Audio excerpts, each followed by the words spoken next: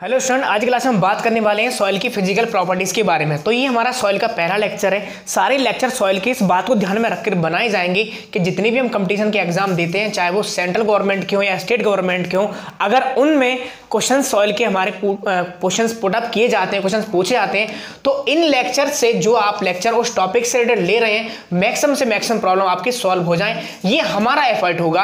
और लेकिन आपका एफर्ट ये होगा कि आप लेक्चर्स को विदाउट स्किप करें देखें, क्योंकि लेक्चर्स को अगर आप स्किप कर करके देखेंगे तो आपको आधी अधूरी बातें समझ में आएंगी, तो आपकी प्रॉब्लम समझ में नहीं आएगी। लेकिन अगर आप लेक्चर्स को कंटिन्यू देखते हैं तो आपकी मैक्सिमम से मैक्सिमम प्रॉब्लम सॉल्व हो जाएगी। इस बात का आपको विश्वास दिलाते हैं। तो स्टूडेंट, स्टार्ट करते हैं। आज की क्लास में हम बात करना कि फिजिकल प्रॉपर्टी ऑफ सॉइल क्या होती है। तो सबसे पहले ये समझिए कि सॉइल का निर्माण कैसे होता है। तो सॉइल का निर्माण कैसे होता है, किसी भी रॉक के केमिकल एंड फिजिकल वेदरिंग की वजह से सॉइल का निर्माण होता है। इस बात को हम हिंदी में इस तरीके से समझें कि किसी भी चट्टान का जब भौतिक या रासायनिक विघटन होता है तब सॉइल का निर्माण होता है। अब हमें कोई सॉइल का विघटन हुआ, यानी हमारा रॉक का विघटन हुआ, फिजिकल एंड केमिकल वेदरिंग हो गई, सॉइल मास बन गया। अब सॉइल मास हमारे पास बनकर आ गया है सॉइल सैंपल की फॉर्म में। अब हमसे बोला गया है कि इसकी फिजिकल प्रॉपर्टीज को आप बताइए, यानी कि इसके भौतिक गुणों को बताइए। तो भौतिक गुण हम बताते हैं सॉइल के अलग अलग पैरामीटर्स के आधार पर। तो सबसे पहला हमारा है physical properties in the term of volume, यानी आयतन के आधार पर फिजिकल प्रॉपर्टीज यानी भौतिक गुण आयतन के आधार पर कौन कौन से हो सकते हैं, जैसे कि वॉइड रेशियो रिक्तानुपात, पोरोसिटी सांद्रता, डिग्री ऑफ सैचुरेशन संतृप्ति की मात्रा, air content and percentage air voids. जैसे हमारे जो पैरामीटर्स हैं सॉइल के फिजिकल पैरामीटर्स, ये डिफाइन किए जाते हैं वॉल्यूम के आधार पर, यानी आयतन के आधार पर डिफाइन किए जाते हैं। अगला हमारा है physical parameters, physical properties of in the term of weight, यानी आयतन के आधार पर। तो आयतन के आधार पर सिर्फ हमारा एक पैरामीटर होता है, वो वाटर कंटेंट यानी मॉइस्चर कंटेंट, जैसे हिंदी में कहते हैं जलांश की मात्रा। अगला हमारा है physical properties of soil according to weight and volume both, यानी कि वॉल्यूम और वेट दोनों के आधार पर जो हमारी प्रॉपर्टीज बताई जाती हैं सॉइल की, उसे हम कहते हैं जैसे कि specific gravity of soil, bulk density, dry density, saturated density, submerge density. बहुत तरह की हमारी डेंसिटीज हैं जो बताई जाती है। तो ये सारे सॉइल के क्या हैं, पैरामीटर्स हैं, फिजिकल पैरामीटर यानी भौतिक गुण हैं। तो ये हम बताएंगे आगे आने वाले सभी लेक्चर्स में। तो अब बात करते हैं सबसे पहले कि इन सभी प्रॉपर्टीज को पढ़ने के लिए इंपॉर्टेंट है फेज डायग्राम ऑफ सॉइल। तो क्या होता है फेज डायग्राम, उस पर हम चर्चा करेंगे और साथ ही साथ बात करेंगे इन सभी टॉपिक पर। तो फेज डायग्राम का मतलब क्या है कि एक सॉइल सैंपल हमें मिला।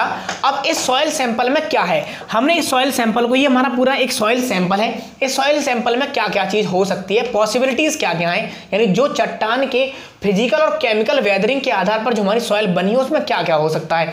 उसमें हो सकता है सॉइल के पार्टिकल्स, दूसरा वाटर के पार्टिकल्स, तीसरा हमारा एयर अवेलेबल हो सकती है।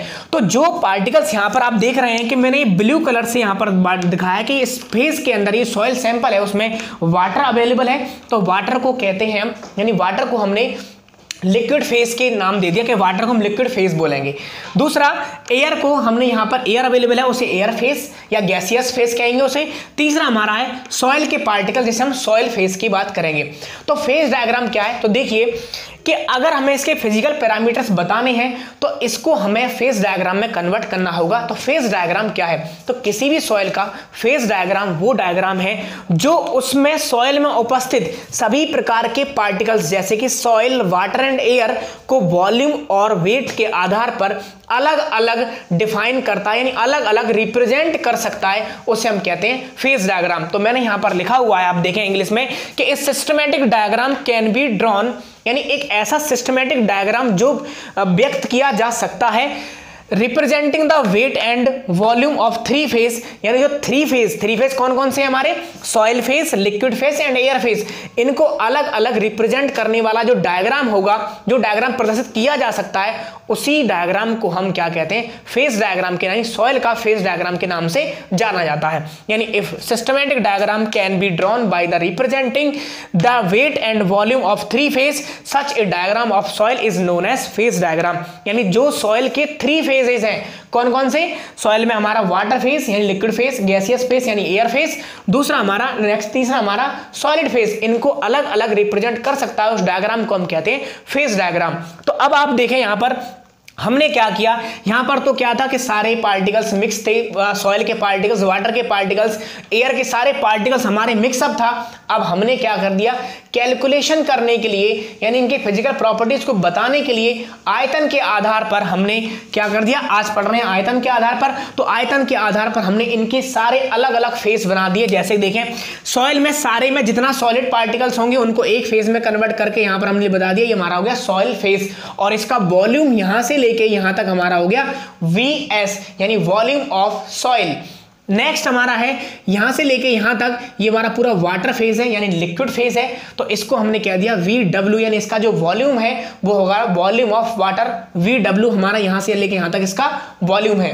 नेक्स्ट हमारा है एयर यानी एयर का तीसरा फेज हमारा जो है वो एयर को रिप्रेजेंट कर रहा है यानी गैसियस फेज है, या आप कह सकते हैं इसको एयर फेज, वो उसका वॉल्यूम यहां से लेके यहां तक हमारा है VA।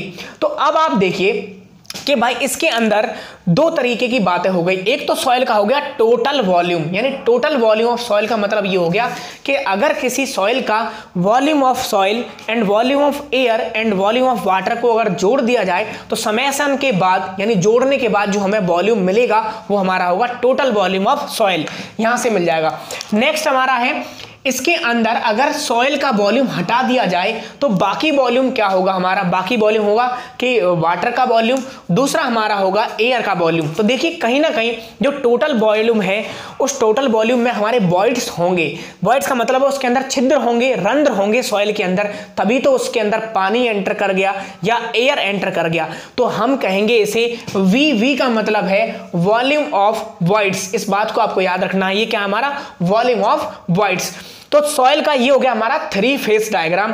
तो यहां पर लिखता हूं मैं 3 फेज डायग्राम। ये कौन सा डायग्राम हमारा 3 फेज डायग्राम में क्या क्या चीज होगी हमारी 3 फेज डायग्राम में, एक तो soil phase, water phase and air phase, 3 type के हमारे फेज होंगे 3 फेज डायग्राम में, यानी कि water plus soil plus air, ये 3 टाइप के हमारे जो फेस होंगे वो हमारे किस में होंगे, 3 टाइप के फेस हमारे होंगे किस फेस में, 3 फेज डायग्राम में।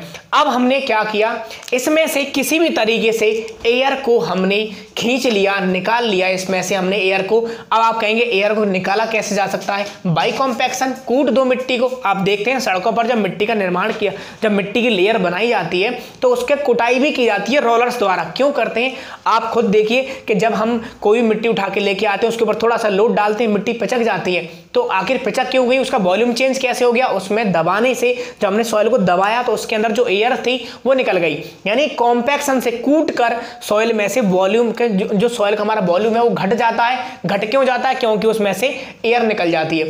अब आप सपोज कीजिए कि हमने इस मिट्टी का कुटाई करवा दी रोलर से। अब इस मिट्टी का कूटने के बाद हमारा जो बचा वो क्या बचा, हमारा 2 फेस, यानी हम ये कह रहे हैं कि मिट्टी में से एयर निकल गई।